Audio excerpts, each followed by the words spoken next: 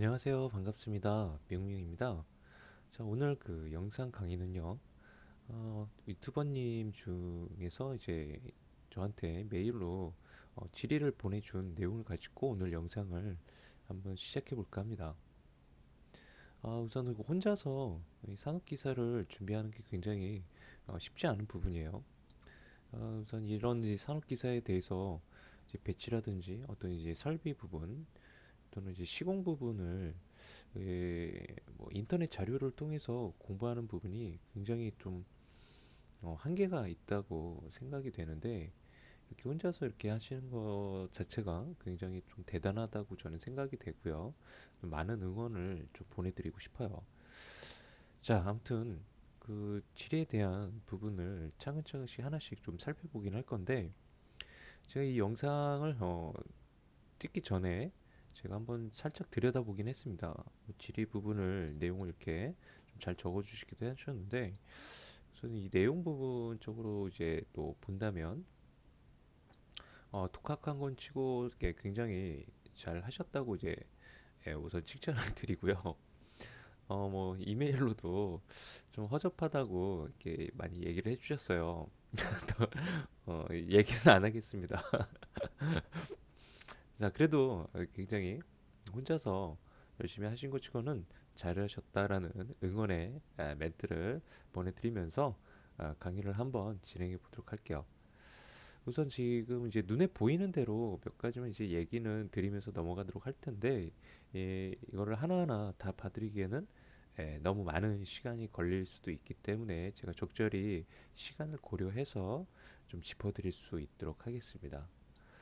우선 요 아래에 적어주신 지리 부분은 제가 꼭 하나씩 다 짚어드릴 수 있도록 하고요. 우선 이제 평면도부터 좀 살짝 들여다보도록 하면서 좀 무엇이 좀 고쳐져야 되는지 그런 것들을 좀 얘기를 드려볼 수 있도록 할게요. 우선 제 눈에 처음으로 이제 보이는 거는 이제 치수예요. 치수 부분이 좀 많이 연습이 좀 되어져야 될 부분이 필요할 것 같고요. 이 치수를 기입을 하는데 음, 이 형식들이 있어요. 스타일들이 있어요. 그 스타일들이 있고 어느 정도 통일성이라는 게 좀 필요한데 지금 치수 기입된 거 보면 통일성이 좀 많이 떨어지는 부분이 있습니다. 제가 강의 영상에서 이 치수에 관련된 영상도 있으니까 한번 이제 참고해서 보실 수 있도록 하시고 우선 이 치수만을 좀 제가 좀 다듬어 본다면요.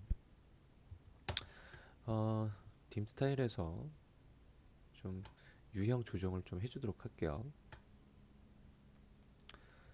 자, 화살 쪽하고 이 자세한 설명 부분은 제가 좀 생략하도록 하겠습니다. 왜냐면은 예, 제가 유튜버의 치수 유형 조정에 대해서 올려놨기 때문에 그 영상을 참고해 주시고요.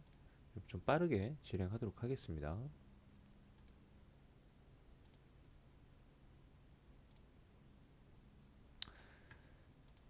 자, 자 치수 기입을 하실 때 어, 얘네들 좀 지우고 할게요. 몇 가지 부분 이 사방으로 이 네 개소의 이제 벽면에 관련돼서 치수를 기입하실 때는 좀 통일성을 유지하면서 치수 기입을 해주셔야 돼요. 그래서 어떤 이제 이격되는 거리라든지 그런 거에 대한 통일성을 좀 고려해서 제가 이 치수에 있어서 이 보조선을 500 간격으로 보조선을 잡았습니다. 자, 이 선은 나중에 뭐 지우셔도 되고요. 아니면은 남겨진 상태로 출력에서만 나오지 않도록 데프 포인트로 이동을 시켜주시면 좋을 것 같고요. 데프 포인트 색상을 좀 바꿔주도록 할게요. 너무 진하게 나오면은 작업할 때 좀 방해가 되니까 좀 흐리게 해놓고 하겠습니다. 자, 그리고 이제 중심선들도 좀 정리를 해주셨으면 좋겠어요. 이렇게.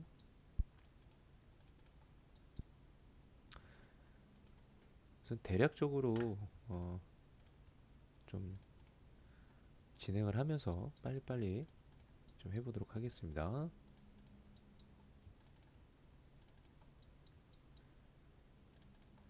자, 그러면 이제 좀 더 일률적으로 좀 통일성 있게 중심선 정리가 좀 깔끔하게 됐죠. 그리고 이제 치수 기입을 들어가는데 이제 중심선에서 이제 문까지 이 치수를 뽑아주도록 할게요.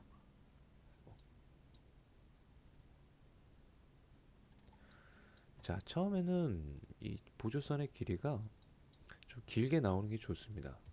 길게 나오는 게 좋고요.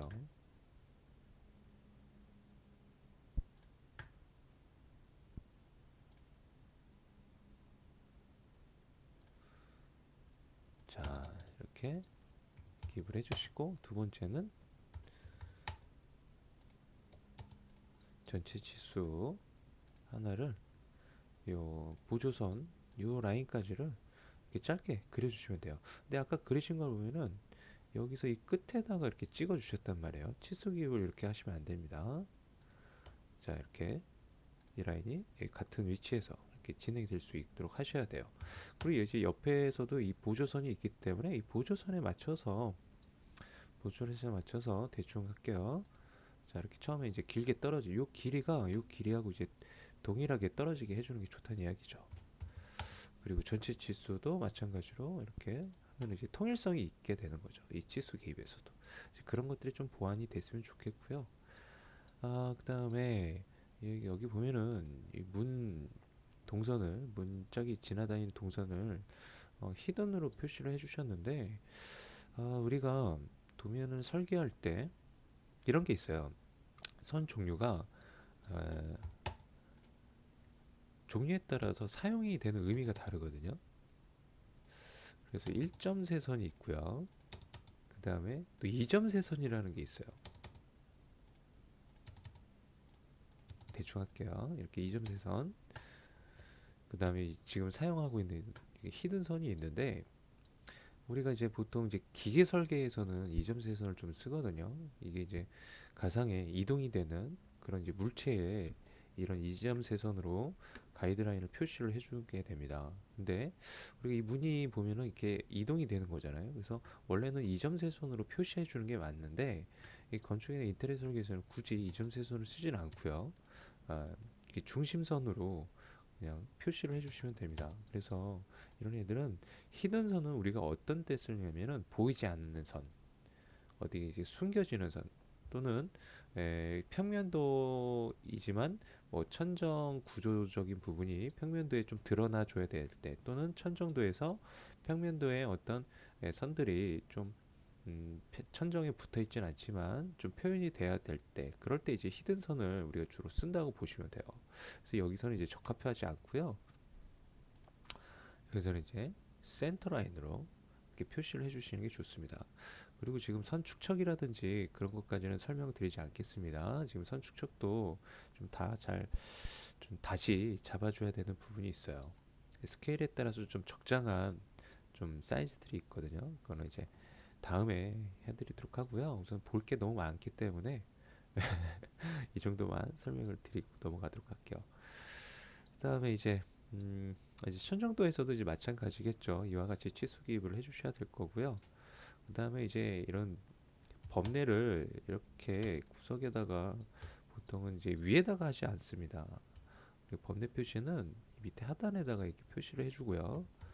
그다음에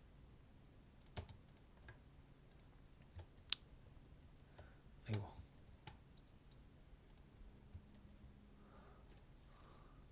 이 범례의 문자 크기는 한 150 정도로 잡아주시면 되는데 A3에다가 이제 이 문자 크기를 3 또는 4 크기로 했을 때 지금 50회 축척이기 때문에 3, 55, 150을 하시던지 아니면은 4, 5, 20, 200을 해주셔도 되고요. 타이틀 같은 경우는 좀 이제 문자를 크게 넣어주시는 게 좋습니다. 그래서 이렇게 줄을 이렇게 한 줄을 넣어주셔도 되고 한 두 줄 정도를 이렇게 해주셔도 되고요. 얘를 이제 가운데쯤에다가 넣으셔서 이제 범례표라고 이렇게 적어주시는 게 좋겠죠.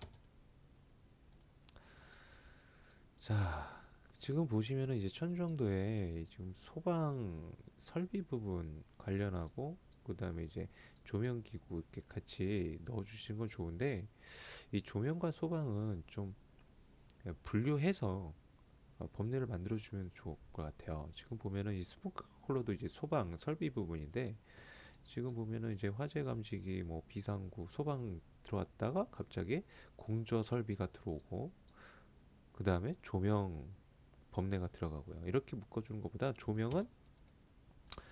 조명끼리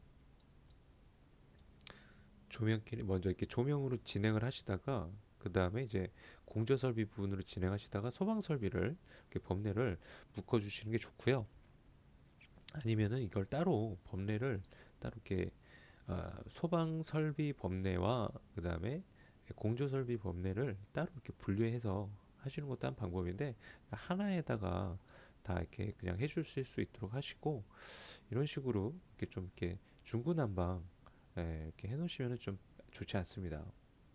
모르겠어요. 이 부분이 범례표에서 우리가 이제 도면 설계를 할 때는 기본적으로 이렇게 좀 묶어서 좀 종류별로 이렇게 좀 해주게 되는데 이게 뭐 시험을 볼 때 이게 감점인지 아닌지는 저도 잘 모르겠습니다. 이게 감독관들이 이렇게 채점하시는 분들이 우선은 뭐 법내에는 뭐다 들어가긴 했기 때문에 뭐 굳이 이렇게 감점이 될 것 같지는 않긴 하지만 그래도 나중에 이 일을 계속 하실 거라면 좀 종류별로 구분을 해서 정리를 하시는 게 좋을 것 같습니다.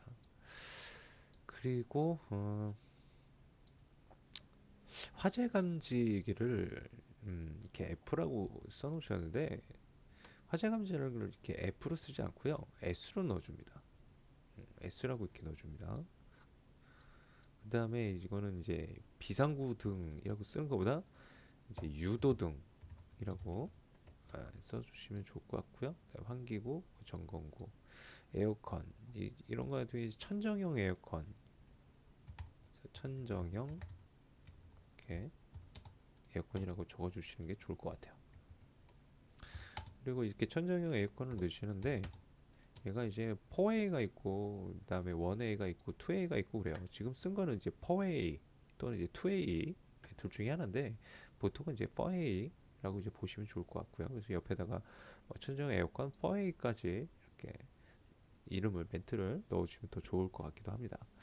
그리고 지금 등을 보면 매입등하고 펜던트 두 가지 종류만 쓰지 않으셨거든요. 근데 여기가 보면 지금 패스트푸드점인데 조매 종류가 좀 많이 좀 부족해요. 그래서 물론 이렇게 하셔도 이게 어떨지는 모르겠어요. 그런데 이제 보통 우리가 이제 실내 디자인 개념으로 봤을 때는 이 조명을 좀 스포트라이트도 좀 적절하게 레일형 스포트라이트도 좀 적절하게 활용을 하면서 좀 실내를 꾸며주는 형태의 조명 계획이 좀 이루어지면 더 좋을 것 같거든요. 그래서 이게 뭐 제가 확실하게 틀렸다 아니면은 뭐 맞다라고는 얘기를 드리는 것보다 이제 실무 기준으로 좀 얘기를 드린다면 우리 실내 디자인할 때도 등기구의 어떤 이제 디자인적인 부분도 고려해서 설계를 해주는 부분이 있어요. 그래서 등기구의 종류도 많이 사용을 합니다. 그래서 이렇게 두 가지 종류만 지금 넣어주셨는데 이게 뭐 틀렸는지 틀렸다 정답이다라고는 이제 제가 얘기를 들 수 없는 게 채점이라는 기준이 이게 이제 어떤 식으로 들어갈지는 모르기 때문에 저도 그거를 이제 정확하게 얘기를 드리기는 힘들 것 같습니다. 우선 제가 얘기를 들 수 있는 건 실무 기준에서 얘기를 좀 드리는 부분이니까 좀 참고하실 수 있도록 하시면 좋을 것 같고요. 그리고 자, 이 점검구 위치나 환기구 위치들을 이렇게 좀 그려주셨는데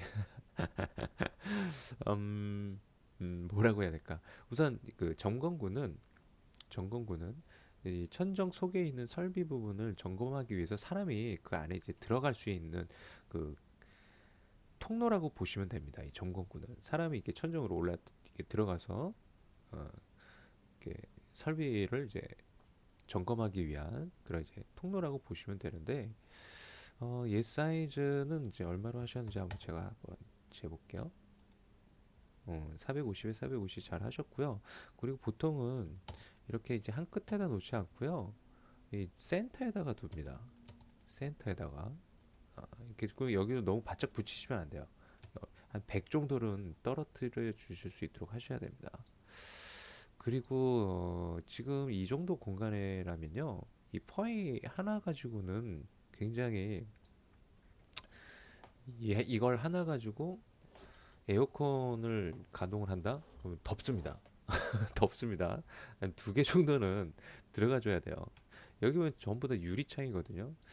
여기가 예를 들어서 뭐 도로 가다라고 했을 때, 외부라고 했을 때, 여기가 창이 굉장히 크게 지금 유리월로 구성이 되어 있기 때문에 바깥쪽에 열이 그대로 고스란히 이제 전해지게 됩니다. 그래서 물론 이제 유리 단열도 어느 정도는 하긴 하겠지만은 그거 가지고 이제 부족하죠. 그래서 여기서는 이 퍼의 에어컨 가지고는 용량이 부족하기 때문에 한 두 대 정도는 한 요쯤에다가 하나 설치하시고 그다음에 이쪽에다가 이렇게 두 대를 설치해 주는 게 좋을 것 같아요. 그리고 이제 전건구를 뭐 여기 하나 넣으시고 뭐 이쪽에 하나 넣으셨는데요. 자, 우리가 전건구는 아까도 얘기했다시피 뭐 천정 속에 있는 배선이나 이런 배관들을 좀 점검하기 위해서 필요한 부분이라고 그랬죠. 그러면 여러분 생각을 한번 해볼게요. 이 전건구의 위치가 여기서 여기까지를 본다면 여기서부터 여기까지를 본다면 전기업체 여기서부터 여기까지 뭐 이렇게 기어서 가거나 전기선을 또 넘겨야 되거나 할 때 물론 우리 특수 도구를 이용해서 뭐 넘길 수도 있지만 그래서 이거 하나 가지고 이제 부족하다는 얘기죠. 물론 이쪽에도 있기는 하지만 어, 저 같으면은 위치를 에어컨 위치부터 잡다면 한 이쯤에다가 하나 두고요. 그다음에 아까도 얘기 드렸다시피 이쯤에다가 이렇게 하나를 둘 것 같아요. 그러면 이제 전건구가 여기서도 생기니까 뭐 이 정도면은 충분히 될 것 같습니다. 자, 그리고 지금 이 점이 지금 스프링클러 헤드를 그려주신 것 같은데 이것도 좀 얘기 드릴 게 좀 많아요. 기호의 형태도 이렇게 점으로만 물론 찍어주셔도 되는데 우리가 보통 이제 중심선을 좀 표시를 해주는 게 좋고요. 우선 형태를 보면요, 이런 형태라고 보시면 돼요. 이런 형태라고 보시면 되고 그리고 이제 살수 반경이 보통 한 4.6m 정도가 됩니다. 그래서 지금 여기서 원이 그려져 있잖아요. 근데 얘가 출력에서는 안 나오게끔 데프 포인트 레이어로 구성을 해놨어요. 도면에서는 CAD 파일에서는 보이지만 출력에서는 안 나타나게 한 겁니다.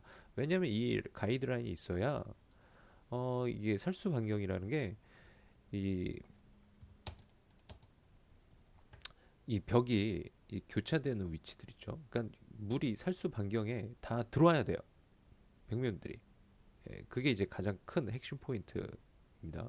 그래서 이 반경을 그려놓고 작업을 하셔야 살수 반경이 들어오는지 안 들어오는지를 확인할 수가 있겠죠. 그래서 이 부분들은 좀 그런 부분이 있고요. 그리고 이 헤드의 간격은 이제 공간의 용도에 따라서 이게 다르거든요. 그래서 지금 2.6m로 잡아주셨는데 이 보통 이 상공간에서는 한 2.3m로 잡아주셔야 돼요. 2.3m. 더 이제 어떤 에, 특수한 이제 지정 공간 같은 경우에는 이거 한 2.1m까지 2.1m 이하로 잡아줘야 되고 또는 이제 우리가 내화 구조의 벽체를 가지고 있는 경우에는 한 2.3m까지를 잡아주거든요. 그리고 지금은 이제 상공간이지만 주거 공간, 좀 아파트의 어떤 거실 공간 같은 경우에는 우리가 3.2m 이하를 잡아주게 됩니다. 이제 원룸이라든지 뭐 이런 곳에서 이제 3.2m 정도를 이제 잡아주면 된다는 이야기겠죠. 그래서 이제 그런 부분들을 생각한다면 이 2.6m라는 간격이 그리고 3.2m라는 간격도 있고요. 그래서 이게 보면은 좀 적절치가 않아요. 그리고 제가 원을 한번 그려볼게요. 살수 반경이 아까 4.6m라 그랬잖아요. 자, 도면이 4.6m면 아이고 4,600 그려보면은 아이고 반지름으로 그렸네요. 이제 4.6 4,600 그다음 예, 이 정도로 들어가고요. 그다음에 이쪽도 한번 볼게요. 이렇게 들어가고 이쪽도 들어가고요. 그다음에 여기는 뭐 에어컨을 제가 해놓긴 했지만 자, 그리고 지금 보면은 사각지대가 있죠? 이런 부분들은 지금 불이 나면은 이 살 수가 안 되는 거예요. 방어가 안 됩니다. 이거 이렇게 하면요, 큰일 납니다. 그래서 이렇게 모자란 부분들은 여기도 어? 헤드를 다 넣어주셔야 돼요. 이렇게 생기지 않도록.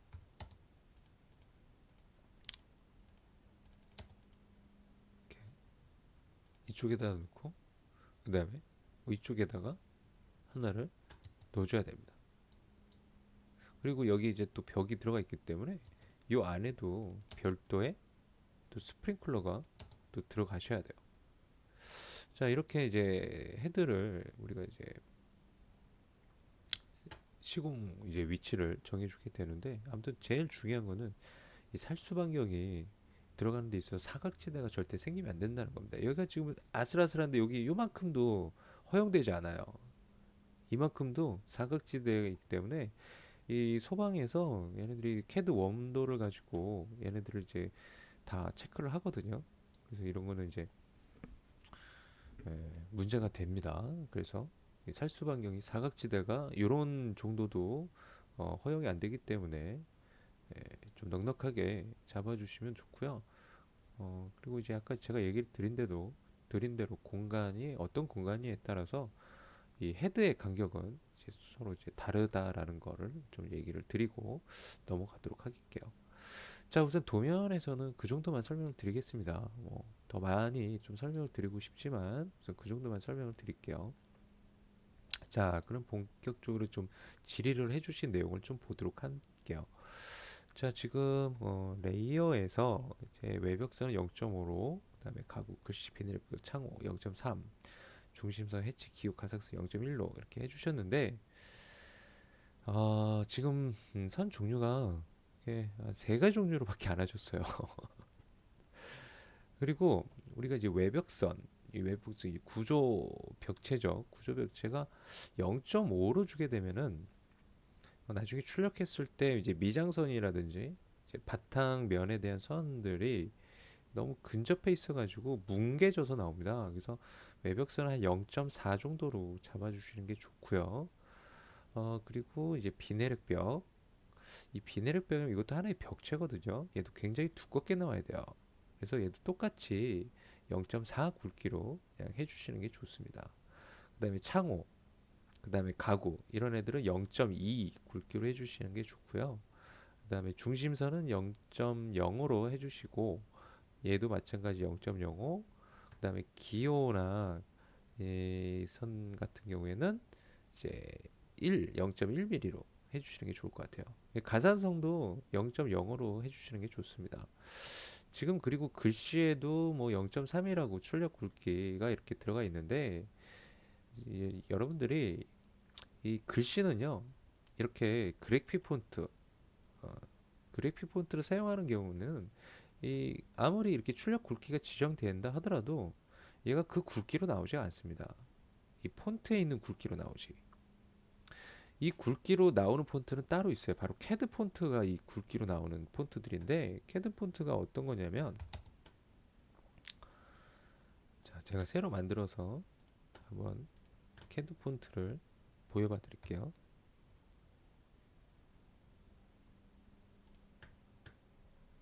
그리고 한글도 표시될 수 있게 해볼게요, 제가.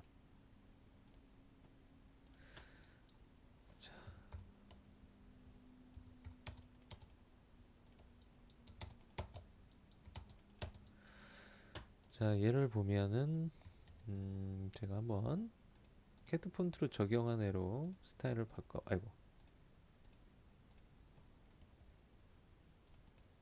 바꿔볼게요. 자, 지금 보시면 얘가 이제 캐드 폰트들이에요.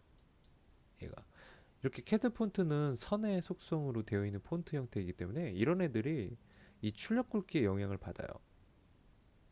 그래서 우리가 이제 보통 이 캐드에서 도면 칠 때 옛날에는 캐드 폰트를 좀 사용을 하긴 했는데 요즘에 이제 굳이 그 폰트를 쓰진 않거든요. 그래서 이 글씨는요 0.3이라는 이 굵기가 의미가 없다고 보시면 됩니다. 그냥 뭐 도둠체나 좀 그런 폰트들을 적당하게 사용을 그냥 해주시면요, 이 폰트 이 출력 굵기 설정은 거의 필요가 없다고 보시면 좋을 것 같아요. 자, 그 다음에 평면도에서 이 부분은 아까 설명을 드렸죠. 그래서 넘어갈게요. 이거는 이제 얘는 가상선이 아니라 히든선, 숨은 선이라고 합니다. 가상선이라고 우리가 표현하지 않습니다. 그리고 이런 애들도 전부 다 에, 중심선으로 해주시는 게 좋습니다. 얘도 마찬가지로 중심선으로 해주시는 게 좋고요. 상관이 없진 않습니다. 중심선으로 해주십시오. 자, 그리고 어, 가전제품은 X로 표시하고 서랍장은 사선이 맞는지요? 라고 해주셨는데요. 우리가 이제 가전제품에다가 X를 쳐주는 게 몇 가지가 있어요. 좀 대형 가전제품 같은 경우에는 이제 X를 좀 쳐줍니다. 우리가 냉장고 이런 거를 좀 냉장고에다가 이제 X를 표시를 하죠. 그리고 드럼 세탁기 이런 것들도 X를 좀 표시를 해주기도 하고요. 그리고 상업 공간에서 들어가는 게 있다면은 이제 테이블 냉장고, 뭐 냉장고라든지 냉동 냉장고, 대형 냉장고죠 이게. 그죠? 이런 거에다가 좀 우리가 X를 쳐주고요. 오븐은요 굳이 뭐 X를 치지 않습니다. X를 치진 않는데 뭐 얘도 뭐 쳐도 뭐 크게 뭐 상관은 없어요. 우리가 X를 치고 안 치고를 할 때는 이게 딱 정해져 있다라기보다도 적절하게 그 제품에 대해서 파악할 수 있게 하기 위해서 우리가 X를 쳐준다고 보시면 되거든요. 일단 기호적인 형태의 부분이기 때문에 X를 꼭 가전제품에나 다 치는 건 아니다라는 얘기를 드리고 싶습니다. 그리고 이제 이 사선 같은 경우는 우리가 이제 선반 개념의 어떤 수납장 이런 가구들에다가 이 사선을 넣어줘요. 그래서 이 사선을 넣어주는데 얘네들도 마찬가지로 지금 히든 선으로 해주셨는데 숨은 선이 아니라 얘는 이제 중심선으로 선 종류는 사용해 주시면 되겠습니다. 그 다음에 평면도 가구 치수 기입은 어떤 거 기준인가요? 자, 그럼 평면도를 한번 볼게요. 평면도에서 이게 자격증 위주로 설명을 드릴게요. 자격증 위주로. 그래서 우선 여러분들이 이렇게 생각하셔야 돼요. 실내 디자인을 한다면 사실 이 벽체 중심선은 사실 중요하지 않거든요. 벽체 중심선은 실제 인테리어 업체에서는 이 벽체 중심선에서 치수를 뽑지 않습니다. 이런 작은 상공간 이제 공간을 이제 작업을 할 때 이런 이 벽체 중심선은 실내 디자인에서는 필요 없고 건축에서 필요한 이 중심선들이거든요. 얘네들은. 그래서 실내 인테리어에서는 사실 이 내벽의 위치들이 중요해요. 그래서 치수를 뽑을 때 어떻게 뽑냐면 실물을 기준으로 얘기를 드리는 거예요. 자, 이 위치에서 여기서 뭐 꺾이는 뭐 이 위치가 필요하면 이런 부분에서도 치수를 뽑아주고요. 그리고 벽체 부분만 봤을 때는 이런 식으로 그리고 실무에서는 치수 기입을 하게 됩니다. 그리고 구조적으로 이제 여기서 벽체가 음, 뭐 냉장고, 냉동고 이런 이제 사이즈들은 실제 이 제품에다가 사이즈를 적어줘요. 이 제품의 사이즈를 적어줍니다. 근데 굳이 여기다가 뭐 치수를 기입을 해주기도 해요. 뭐 냉동고의 사이즈가 얼마가 들어간지 치수로 이렇게 표기를 해줄 수도 있어요. 근데 실무에서는 거의 이런 거를 치수 기입을 하진 않습니다. 이런 거 치수 기입을 하진 않는데 이거를 기입했다고 해서 이게 틀렸다라는 건 아니에요. 그렇다고 기입을 하지 않았다고 해서 그것도 이제 틀린 것도 아니고요. 그래서 여러분들이 이제 적당하게 치수 표현은 이 벽에 붙어 있는 요소들을 기준해서 치수를 기입을 해주시는 게 좋고요. 그래서 다시 한번 자격증 위주로 그냥 제가 설명을 드리면 치수는 여기서부터 예를 들어서 뭐 냉동고, 냉장고 있잖아요. 그냥 다 찍어주세요. 이런 제품 치수에 있어서 이 벽체 중심선에서 기준해서 그냥 치수를 찍어 가세요. 이렇게. 자, 그리고 뭐 이런 치수도 좀 이제 찍어주면 좋거든요. 이렇게 중심선까지. 여기서도 여기가 좀 튀어나와 있어서 여기서 이제 가구가 생겼기 때문에 어, 이렇게 치수 기입을 해주시고, 그다음에 전체 치수를 이렇게 넣어주시는 게 좋겠죠.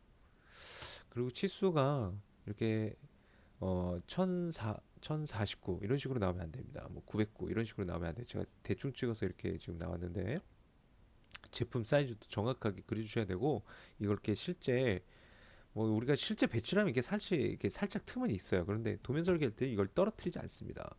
다 붙여서 하셔야 돼요. 그래서 이 치수는 5단위를 기준으로 끊어서 설계가 될 수 있도록 하시는 거를 권장하고요. 그렇게 해서 이제 뭐 여기 뭐 붙박이 가구만 치수 기입을 하는지요. 이거는 붙박이 가구 쪽에다가 치수를 기입을 해주는 게 좋습니다. 해주는 게 좋고요. 그리고 이동형 가구들도 그냥 다 치수 기입을 해주세요. 근데 어정쩡하게 좀 떨어져 있는 것들은 굳이 치수 기입을 안 하셔도 되는데, 붙박이가 이제 들어가 있는 부분은 치수 기입을 해주시는 게 좋습니다. 자, 다음에 저 천정도 부분을 볼게요. 자, 천정도 도면을 보면 스프링클러 화재 감지기가 없는데, 제가 걱정하는 부분이 이 부분입니다. 자, 화재 감지기 들어가야 됩니다. 제가 이제 수정을 해놔야 되는데 아직 수정을 못 해놨어요. 스프링클러하고 화재 감시기를 넣어야 되는데 그 수정을 안 해놔가지고 거기 없는 블로그에 안 보이는 거고요. 넣어야 됩니다. 제가 시험에서는 이 조건에 이게 들어가 있어요. 이 소방 설비를 뭐 계획하시오라고 해서 조건에 들어가 있어요. 그래서 그런 소방 설비가 이제 계획을 하라는 조건이 들어가 있다면 스프링클러도 넣어야 되고, 화재 감지기 또는 소방 스피커도 넣어줘야 됩니다. 이렇게 세 가지가 기본적으로 들어갈 수 있게 해주시는 게 좋아요. 그리고 이제 그 스프링클러는 아까 얘기 드렸고, 화재 감지기는 이제 공간의 크기나 규모나 또 용도에 따라서 얘가 다르거든요. 그래서 이 화재 감지기가 좀, 얘는 공간이 크잖아요, 그죠? 뭐 이쪽에다가 하나 주시고, 그다음에 좀 너무 멀리 있는 곳에다가도 이렇게 좀 하나씩 더 넣어주시는 게 좋겠죠. 그리고 벽이 있는 위치에서는 꼭 안쪽에다가 하나씩 넣어주실 수 있도록 하시고요. 그래서 감지기를 적당하게, 자, 이 정도로 넣어주시면 좋을 것 같아요. 화재 감지기를. 그리고 이제 소방 스피커 얘기를 했는데요. 소방 스피커 여기 빠졌네요. 소방 스피커도 그려줘야 돼요. 소방 스피커는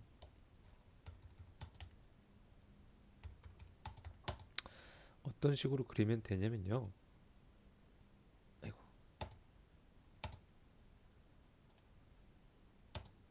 자, 이렇게 그려주시면 됩니다. 그래서 얘가 소방 스피커인데, 소방 스피커는 뭐 이 실내 쪽에다가 여기다가 이제 하나 주시고, 그다음에 이제 벽 안쪽에 이런 공간에 소방 스피커 이제 하나씩 예, 달아주시면 좋겠네요. 이 정도로 이제 소방 스피커까지 좀 배치를 해주시면 되겠습니다. 그리고 이제 스프링클러는 아까도 얘기 드렸죠. 이제 공간 용도에 따라서 음, 다릅니다. 다르기 때문에 이 3.2m는요, 이제 공동주택, 아파트, 거실 또는 원룸 세대 이런 데다가 이제 3.2m가 이제 적용이 된다고 보시면 되고, 상공간 같은 데서는 2.1m, 뭐 특수 이제 어, 소방 대상인 경우들이 있어요. 그래서 조건에 그런 게 나올 거예요. 예를 들면 뭐 특정 소방 대상 시설물이다, 뭐 그런 조건들이 나오면 2.1m씩 스프링클러를 설치하셔야 되고, 그렇지 않은 이제 어떤 벽체가 콘크리트 벽체나 조적으로 된 이런 벽 구조에서는 2.3m로 잡아주시면 되겠습니다. 자, 그리고 이 부분은 아까 제가 위치 잡아드렸으니까 그렇게 하시면 될 것 같고요. 그리고 점검구가 아니라 오타가 났죠? 실수하신 것 같아요. 네, 점검구 점검구라고 하고요. 그다음에 요거 또한 아까 천 정도 설명을 드리면서 제가 잠깐 설명을 드린 부분이 이었기 때문에 넘어갈게요. 그다음에 천 정도 문표기 이렇게 되어 있는데 우리가 천 정도를 그릴 때 이렇게 X 표시라는 걸요. X 표시가 어떤 의미냐면 우리가 도면 설계할 때 얘가 이제 뭐 구멍이 나 있다든지 또 뻥 뚫려 있다든지 뭐 그런 의미로 우리가 X 표시를 하는 거거든요. 그래서 우리가 이제 인면상에서 보면 문이 벽체 자체가 자 예를 들어서 문이 설치되기 전에 이렇게 벽을 뚫잖아요. 그죠? 이렇게 벽을 뚫어요. 그럼 이거를 이제 섹션으로 이렇게 잘라서 평면도라 이렇게 잘라서 이렇게 아래쪽으로 내려다 보는 거거든요. 그럼 여기서 벽이 뚫려 있는 거죠. 여기까지는 벽이 쭉 있는데 여기가 뚫려 있는 거예요. 그래서 X 표시를 넣어 주셔야 됩니다. 그리고 이 X 표시는 센터로 해주시면 되고요. 센터 표시가 될 수 있도록 LTS 조정해 주셔야 됩니다. 얘가 지금 LTS가 글로벌 스케일이 얼마로 잡혀 있는지 모르겠네요. 아무튼 중심선으로 표시가 될 수 있게끔 해주셔야 되고요. 그리고 이 선은 굵게 나오게 해주시면 됩니다. 굵은 선으로 출력될 수 있게 한 0.4, 0.4 정도로 출력 굵기를 잡아주시면 돼요. 그 다음에 반자 높이 거실 2700이면 화장실은 2600으로 잡으면 되나요? 자, 이 부분은 이 질문의 전체적인 내용을 봤을 때 지금 중구난방 이 용도가 상공간이냐 주거공간이냐에 따라서 굉장히 이 설계가 달라져요. 그래서 이거를 기준으로 설명을 드리자고 하니 여기는 지금 화장실이라는 게 없기 때문에 저는 이제 주거공간이라고 이해를 하고 주거공간 기준으로 설명을 드려볼게요. 여러분들 화장실에 한번 들어가 보시면요. 천정이 그렇게 높지가 않아요. 천정이 높지가 않습니다. 제가 이제 그림으로 살짝 인면으로 좀 그려봐 드릴게요.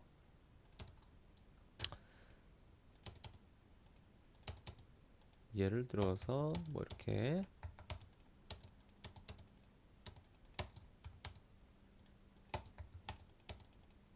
자 지금 단면으로 보고 있다고 보시면 좋을 것 같아요. 그래서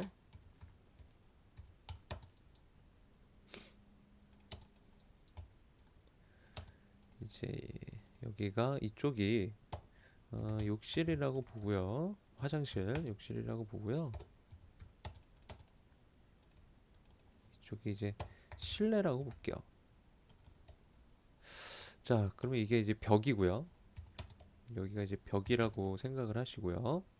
여기가 이제 천정면이라고 생각하시고 여기가 이제 바닥면이라고 이제 볼게요. 그럼 욕실은 어떻게 되냐면 보통 여기가 단이 이렇게 살짝 내려와 있죠. 그죠? 이렇게 되고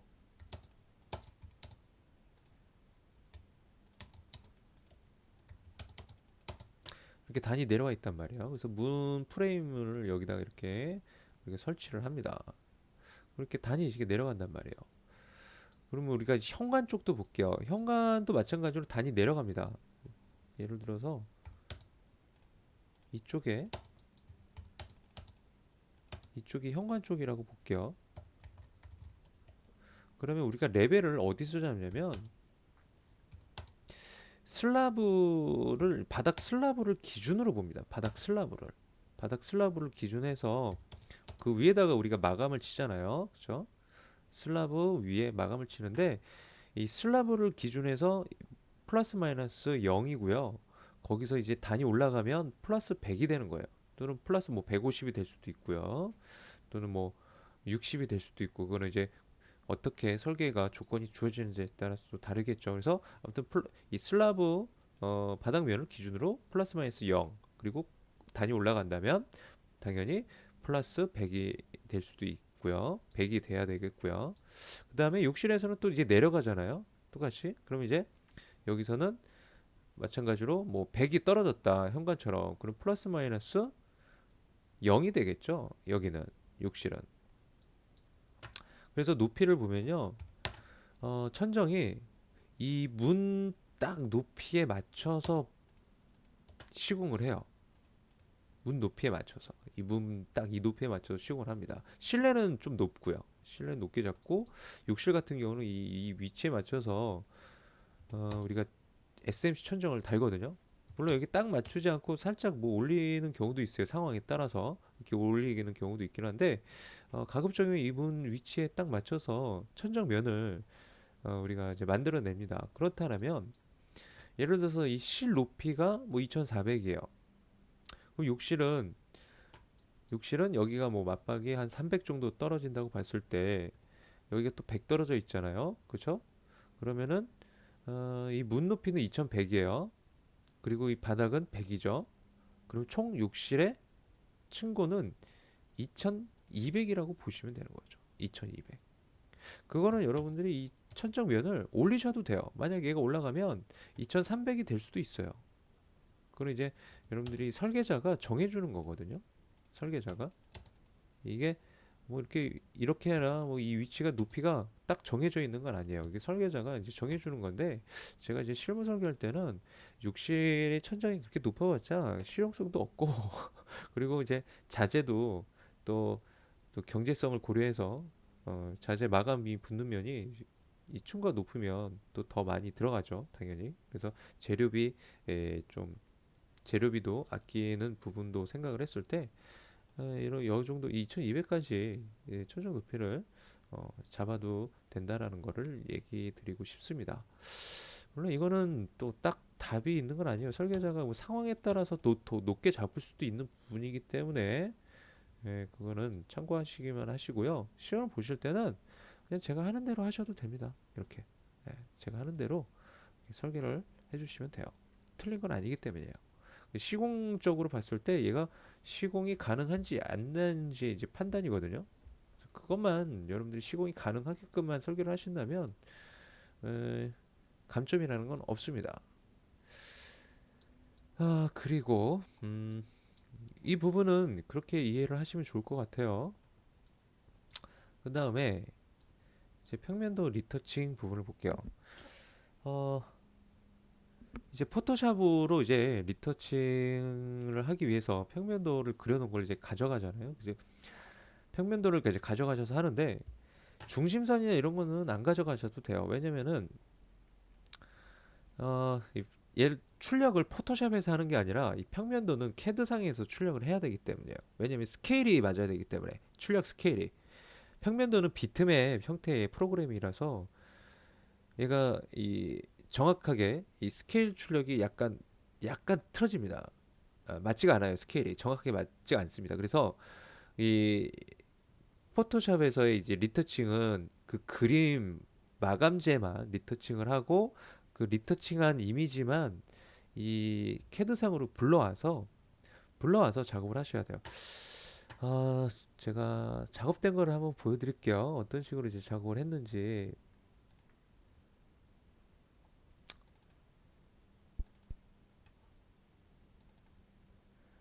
블로그에 있는 거는 이제 그림으로만 봐서 좀 힘드실 건데 블로그에도 첨부 파일을 다운받아 보시면 첨부 파일을 다운받아 보시면 이 파일을 보실 수가 있어요. 이 파일을 보실 수가 있는데 지금 보시면요. 지금 캐드로 이제 작업을 해놓은 거고요. 자, 포토샵에서 이렇게 리터칭을 한 겁니다. 뭐 중심선이 이런 건 하나도 없죠, 그죠? 그래서 이 도면은 이걸 리터칭하기 위해서 이제 가져가는 건데 중심선이라는 거 이런 거는 굳이 가져갈 필요가 없겠죠, 그죠? 왜냐면 포토샵에서 리터칭 할 때 마법봉으로 막 찍어서 하면 좀 쉽게 할 수 있는데 이 중심선이 막 그려져 있고 하면 마법봉 찍었을 때 막 분리가 되잖아요. 그죠? 벽체 칼라링 같은 거 할 때. 그래서 그런 이제 포토샵에서 작업에 대한 효율성을 봤을 때 필요 없는 선은 굳이 가져가지 않는 게 좋습니다. 그리고 포토샵에서 리터칭을 이렇게 요것만 포토샵에서 이미지로 저장을 해서 캐드로 이렇게 불러와서 이 평면도에다가 얹혀주는 거예요. 평면도에다가 이렇게 얹혀서 이렇게 작업을 해주는 방향으로 작업이 들어가는 거라고 보시면 됩니다. 그렇게 해서 1번 부분은 이제 그런 부분이라고 생각이 되고요. 근데 2번 PDF로 A3 출력해서 포토샵으로 가지고 오면 되냐고 하셨는데 PDF도 물론 가능은 한데 PDF보다 EPS로 가져가시는 게 좋아요. 어떻게 EPS로 가져가냐면 이거는 자 우선 이 출력 장치에 이 EPS라고 제가 만들어 놓은 게 있거든요. 얘는 기존 캐드에는 얘가 만들어져 있지 않습니다. 얘는 만들어서 사용을 해야 되는데 이 만드는 방법은 제 블로그 어딘가에 있기는 해요. 근데 여기서 한번 영상으로 바로 보여드릴게요. 자, 어플리케이션 버튼에 들어가 보시면은 이제 프린터가 있어요. 그리고 자 여기에 매니저 플로터 얘를 클릭하고 들어오시면 이렇게 창이 뜹니다. 그럼 여기서 자 플러터 위자드가 있어요. 얘를 더블 클릭하셔서 다음, 다음, 다음, 다음 그리고 여기 파일로 내보내기가 가능하게끔 얘 레디얼 체크 바꿔주시고 다음 하시고 그 다음에 이름을 주는 거예요. EPS로 이름을 주면 좋겠죠? 그리고 마침. 그럼 이 출력 장치가 이렇게 만들어집니다. 그럼 제 이제 만들어진 거를 가지고 이제 출력 들어오셔서 EPS EPS로 잡아주시고 얘는 맨 밑에 있는 걸로 해주세요. 메시지 창은. 그리고 여기서 용지 사이즈. 용지 사이즈는 A3 사이즈로 맞춰주시면 되고요. 그리고 여기서 얘가 또 문제가 간격이 상관없을 것 같아요. 어차피 뭐 영식 안으로 들어가니까. 자 이렇게 해주시고 그 다음에 윈도우로 자 출력 범위를 잡아주시고 그 다음에 센터 체크해 주시고 그 다음에 스케일을 50분의 1이면 50분의 1로 이렇게 잡아주시고요. 그다음에 어찌 칼라링을 이제 들어가는 부분이기 때문에 여기서는 뭐 굳이 이 CTB를 잡아줄 필요는 없습니다. CTB를 잡아줄 필요는 없어요. 칼라링만 하고 그림만 가져오는 거기 때문에 그래서 프리뷰를 하시면 이렇게 나오는데 뭐 이렇게 표제란이라든지 이게 열리는 부분이 잘리잖아요. 물론 안 잘리게 하는 방법이 있어요. 근데 우선 칼라링 용도로 쓸 거라면은 얘가 굳이 잘려도 상관은 없어요. 그래서 그냥 자 오케이 그리고 자 이제 저장을 하면 얘가 EPS 파일로 저장이 됩니다. 그럼 이제 포토샵에서 EPS 파일을 이제 포토샵으로 불러오는 거죠.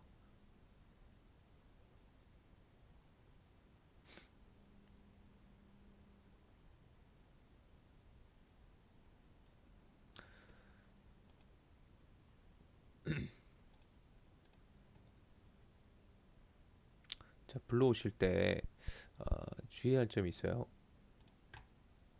자 이렇게 만들어진 EPS를 불러오는데 여기서 이 사이즈는 건들지 마시고요. 얘는 어차피 건드려봤자 정확하게 맞지 않습니다. 여기를 굳이 뭐 또 맞추시겠다고 420으로 뭐 바꾸고 하실 수 있는데 이거 해봤자 바뀐다 하더라도 비트맵이기 때문에 정확하게 맞아 떨어지지도 않아요. 그래서 얘는 건들지 않도록 하세요.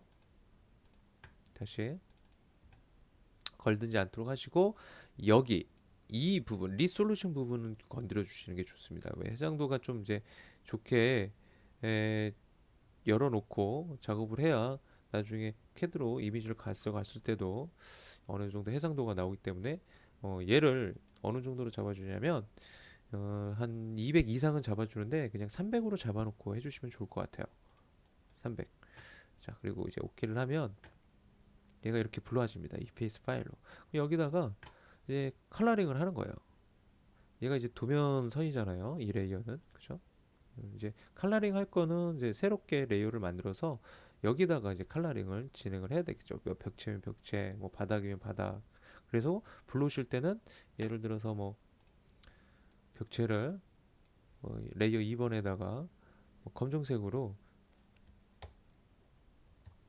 이렇게 벽체를 컬러링을 했어요. 대충 하겠습니다. 이렇게 했다고 칠게요. 그러면은 이 도면선은 이제 필요가 없기 때문에 얘는 이렇게 숨겨서 이 컬러링 된 애들만 캔으로 이미지로 이제 가지고 오는 거죠. 이미지 보내기는 뭐 세이브 포 웹 이용하셔서 JPG로 보내기를 하셔서 캐드상에서 이제 불러오시면 됩니다. 자, 어, 그 정도만 설명을 하고요. 그리고 프레젠테이션 이제 마지막 질문이네요. 이미지 스케일이 이제 그렇죠. 이미지 스케일이 들어가 있습니다. 제 블로그를 한번 이제 보시면은 이미지 스케일이 들어가 있는데 그 이미지 스케일은요. 자,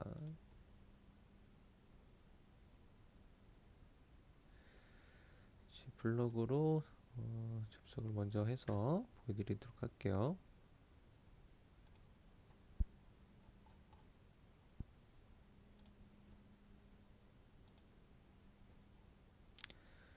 자,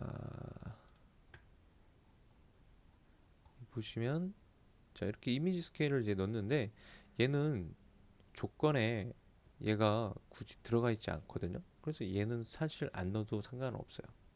얘는 상관은 없습니다. 그런데 이게 시험이 시작이 된 지 얼마 되지 않았어요. 그래서 조건이 이게 나중에 조건에서 이미지 스케일을 적용하세요라는 그런 이제 멘트가 들어갈 수도 있거든요. 그래서 저는 이렇게 넣어놓고 작업을 한 것뿐이지 조건에 얘가 들어가 있지 않다면 굳이 얘를 넣을 필요가 없어요. 그래서 조건을 잠깐 공개용 가이드를 한번 보면은 프레젠테이션 계획 시 요구사항이 있는데 프레젠테이션 보드는 그래픽 프로그램을 활용하여 공간 디자인, 연출 의도에 맞는 키워드를 설정하고 그 다음에 디자인 개념을 150자 내외로 작성합니다. 그 다음에 실내 디자인 결과물, 실내 투시도와 그 다음에 색채 배색 의도 50자 내외로 작성합니다. 이렇게 두 가지 조건으로 들어가 있기 때문에 여기서 뭐 이미지 스케일을 사용하라는 그런 조건 요구사항이 없죠. 그래서 굳이 넣으실 필요는 없어요. 근데 저는 이제 어떻게 될지 모르기 때문에 최대 이제 다 넣어놓은 거라고 보시면 좋을 것 같습니다. 자, 그렇게 해서 어, 어느 정도 이제 질문 부분이 좀 말끔하게 해소가 됐는지 모르겠어요. 아, 좀 이게 영상을 찍다 보니까 좀 많이 길어진 것 같은데 제가 좀 더 많이 봐드리고는 싶은데 이게 한 가지 거 꼼꼼하게 봐드리다 보면 이게 뭐 하염없이 너무 길어질 것 같거든요. 그래서 우선 요 정도로만 답변을 드리도록 하고요. 이게 혼자서 공부하시는데 많이 힘드실 텐데 언제든지 편하게 메일 주세요. 제가 시간이 가능한 한 도와드릴 수 있는 부분이면 제가 충분히 도와드릴 수 있도록 하겠습니다. 그러면은 앞으로 일주일 월장하셔서 좋은 결과 얻으실 수 있도록 화이팅 하도록 응원하겠습니다. 자, 그러면 오늘 강의는 여기에서 이제 마무리하도록 할게요. 다음 시간에 뵙겠습니다.